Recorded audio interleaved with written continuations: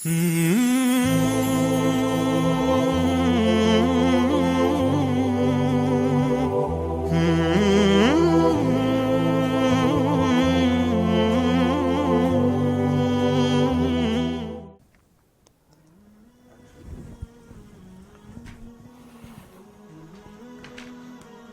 الله وصلاة وسلاما على رسول الله وعلى آله وصحبه ومن والاه.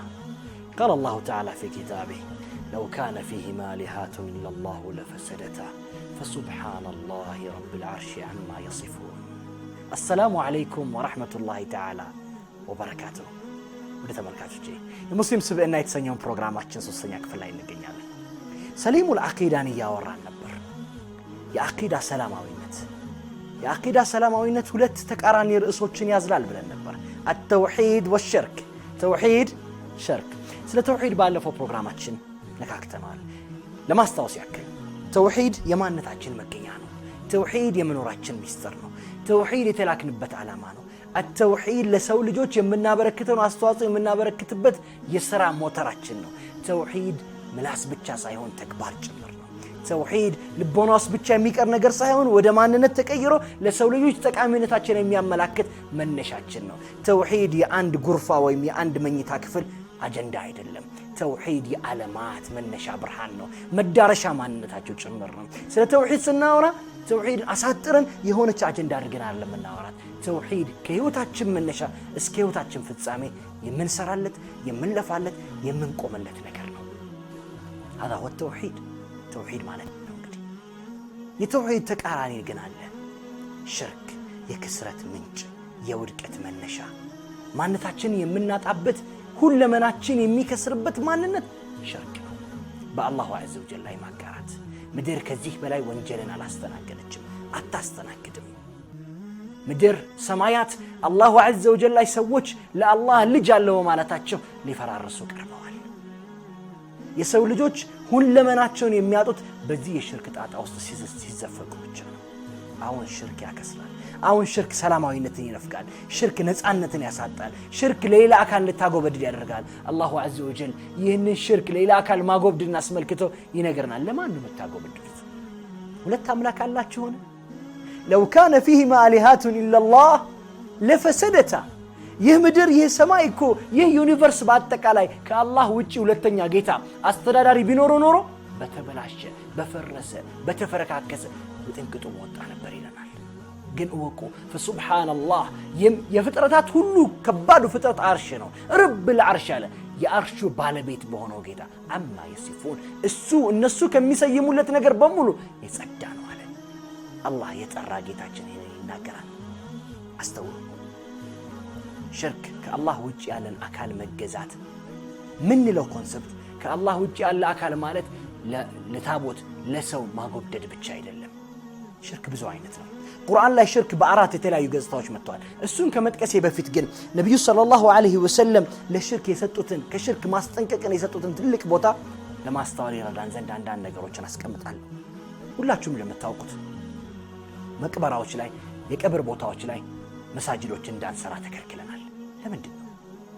ይህ እነዛን ቀብሮች ወደ ማምለክ ታላላቅ ሰዎች የተቀበሩ ዘንዳ መስጂዶች ሰርተን ወደ እነሱ ወደ ማምለክ እንዳንሻገር ስለሚረዳን ነው። ይህም ተሕዚር ነው። ወደዛ የሚደርሰውን ባብ በሩ መስጋት ስለሆነ ነው። ከዛ ውጪ ዑመር ኢብኑ አልኸጣብ በተለያዩ አጋጣሚዎች እነዚህን ወደ ሽርክ የሚያዳርሱ ባቦችን መዝጋት ላይ መሰረታዊ ምክሮችን ለግሶ አልፏል። አንድ ወቅት ላይ ነብዩ ሰለላሁ ዐለይሂ ወሰለም በይአቱ ሪድዋን የሚባልበት ቦታ ላይ በደረሱበት ሰዓት ላይ በይአቱ ሪድዋን ላይ ሰሃቦቹ ደረሱ። ነብዩ ሰለላሁ ዐለይሂ ወሰለም የሪድዋንን ቃል ኪዳን የገቡበት ቦታ ማለት ነው። እዛ ቦታ ላይ በሚደርሱበት ሰዓት ላይ ሰሃቦቹ ሁሉም ወረዱና ሶላትን መስገድ ጀመሩ። ምን እያደረጋችሁ ነው አለ ዑመር። ይህ እኮ በይአቱ ሪድዋን ቃል የተጋባንበት ቦታ ነው፣ እዚህ ቦታ ላይ እንስገድ ብለን ነው አሉ። ወዲያውኑ ምን አላቸው ዑመር ኢብኑ አልኸጣብ፣ ይህንን የአይሁድ ባህሪ ማን አላበሳችሁ?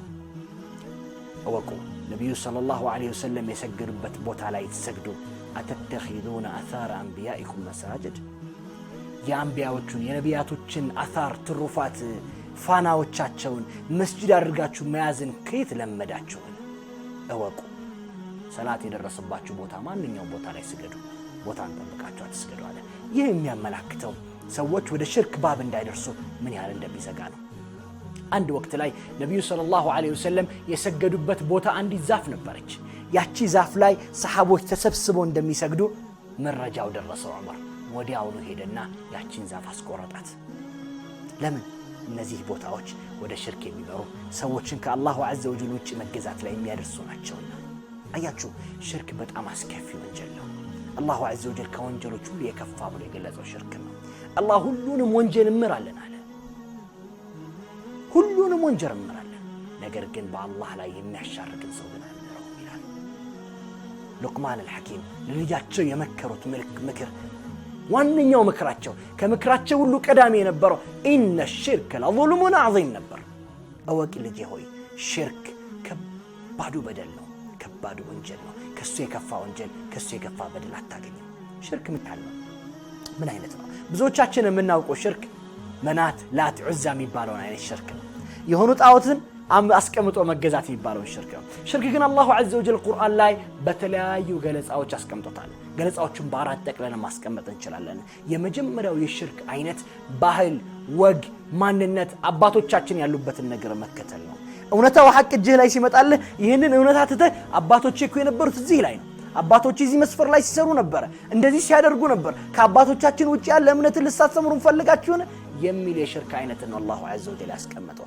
ቃሉ በል ቀድ ወጀድና አባአና፣ እኛ አባቶቻችን አግኝተናቸዋል፣ ከዛሊከ ይፍዐሉን፣ ይህንን ሲተገብሩ ነበር ይላሉ ይለናል አላሁ ዐዘ ወጀል። ቃሉ በል ወጀድና አባአና ከዛሊከ ይፍዐሉን፣ አባቶቻችን ሲሰሩ ያገኘናቸው እንደዚህ ነው፣ ከአባቶቻችን ከሚሰሩት ውጪ ልታዘን ትፈልጋለህን በማለት ይናገራሉ ይላል።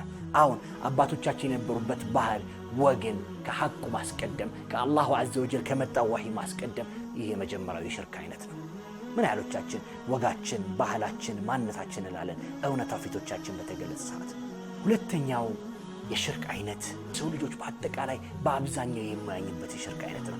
አፈራአይቱም ላተ ወልዑዛ ያለበት አላሁ ዐዘ ወጀል ላት፣ ዑዛ፣ መናት እነዚህን የመሳሰሉ አካላቶችን መገዛት፣ ታቦት፣ ገለመን የሚሏቸው ነገሮች ማለት ነው። ሶስተኛው የሽርክ አይነት ነፍስያን መገዛት ነው። ብዙዎቻችን ስሜቶቻችንን እንከተላለን፣ ልብ ወለዶቻችንን እናመልካለን፣ ነፍስያችን ወደ ጠራችን እንሄዳለን፣ ሐቁን አፈንግጠን ከሷ ጋር እንኮበልላለን። ለነፍስያችን ደቀ መዝሙር ሆነን ፍቅሯን፣ ጉዞዋን፣ ፋናዋን፣ አፈሯን ሁሉ እንከተላለን። የሚያሳዝን ነገር ነው። ሶስተኛው የሽርክ አይነት በማለት አላሁ ዐዘ ወጀል ቁርአን ላይ የገለጸው ነፍስያን መገዛትን ነው። ኢማም ኢብኑ ተይሚያ ረሒመሁላህ ረሕመተን ዋሲዓ እንዲህ ይለናል፣ አንድ ሰው የምገዛው የለኝም ብሎ ባለ ጊዜ ብለህ ንገረው፣ የምትገዛውማ ነፍስያህን ነው፣ የነፍስህን ፍላጎት ነው። አምላክ የለም ቢልህ እሱ ያለው ከነፍሱ የመጣውን ልብ ወለድ ነው፣ አእምሮ ያፈለቀለትን ማንነት ነው። ይህ እኮ ነው አርአይተ መን ኢተኸዘ ኢላሀሁ ሀዋህ አፈአንተ ተኩኑ ዐለይሂ ወኪላ የተባለበት። ተመለከትክን? ያ ነፍስያውን ጌታው አድርጎ የያዘው ሰው፣ ስሜቱን ልብ ወለዱን ጌታው አድርጎ የያዘው ሰው ተመለከትክ እንዴ ተባለ።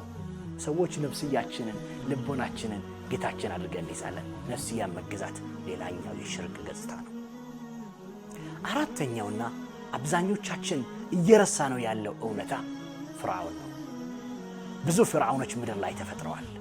ለፍርዓውኖች እጆችን መስጠት፣ ለሰዎች ማጎብደድ፣ ከሐቅ ውጪ ሰዎችን ማምለክ፣ መገዛት የሁለመናችን እውነታ ሆኖ መጥቷል። ብዙ ፍርዓውኖች ምድራችንን ሞልተዋታል።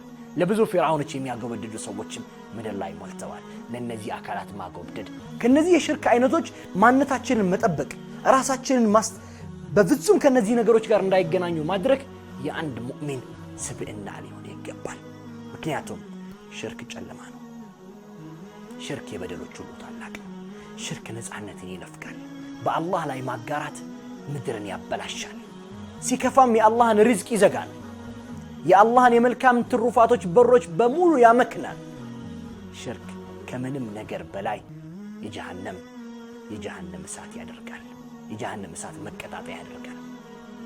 ሽርክ የሰው ልጆችን ነፃነት መንፈጉ ብቻ ሳይሆን አእምሯቸውን የማይሰራ፣ የማይመለከት፣ የማያስተውል ያደርጋል። አላሁ ዐዘ ወጀል በብዙ የቁርአን አንቀጾች እነዚህን እውነታዎች ገልጾልናል። አንድ ነገር ግን ይበቃናል። ተመለከትክ? ይህ ምድር ሁለት ጌታ ቢኖረው ኖሮ እንዴት ይሆን ነበር? አንድ ጸሐፊ ሁለት አለቃ ቢኖራት እንዴት ነበር የምትሆነው? አንድ ጸሐፊ ሁለት አለቃ ቢኖራት የትኛውን ትታዘዛለች? አንደኛው አድርጊ አንደኛው አታድርጊ ቢላት ምን ትሆናለች? እውነታውን እስቲ ያስተውሉት። ለሁለት ጌታ የሚገዛ አካል ለጠንቋይ ይገዛል፣ ለአላህ ይገዛል ይላል። እነዚህ አካላት እንዴት ሊሆኑ ይችላሉ? ፍርሃትን ይከናነባሉ፣ በራሳቸው አይተማመኑ፣ ማድረግ የሚችሉትን ነገር ሳያደርጉ ይላቀቃሉ። ምድር የተወሰነች ዓመታት የአላህ ጸጋ ናት፣ የአላህ ስጦታ ናት። አላህን በብቸኝነት በመገዛት የልብ ንጽህናን ተችረን አካሎቻችንን በሙሉ አኑረን ለአላህ አስገዝተን የንጽህና ንጹህ የሆነ አቂዳ ባለቤት ሆነን ከአላህ ጋር መገናኘት ይገባናል። ምክንያቱም ያ ቀን ላ የንፈዑ ማሉን ወላ በኑን ነው ብያለሁ። ገንዘብም ልጅም ዘርም ስምም ክብርም ምንም አይጠቅምበት ቀን ነው ያ ቀን። ኢላ መን አተላህ ቢቀልቢን ሰሊም፣ ሰላማዊ በሆነ ልቦና አላህ ዘንድ የመጣው ሰው ቢቀር እንጂ። ተመልካቾች ሰሊሙል አቂዳ እንግዲህ የመጀመሪያው የሙእሚን ስነ ምግባር ነው፣ የሙእሚን ስብዕና ነው። አያችሁ በሁለት ክፍል ከፍለነው ጨርሰናል። የሚቀጥለውን ስብዕና በሚቀጥለው ፕሮግራም እንመለከታለን። ይህም ሰሒሁል ዒባዳ ነው፣ ንጹህ የሆነች አምልኮ፣ ለአላህ ብቻና ብቻ የተገባች አምልኮ። እቺ አምልኮ ማለት ምን ማለት ናት? በሚቀጥለው ፕሮግራም ይጠብቁኝ። እስከዛው የአላሁ ዐዘ ወጀል ሰላም እዝነትና በረከት ከእናንተ አይለይ። فسلام الله عليكم ورحمته تعالى وبركاته.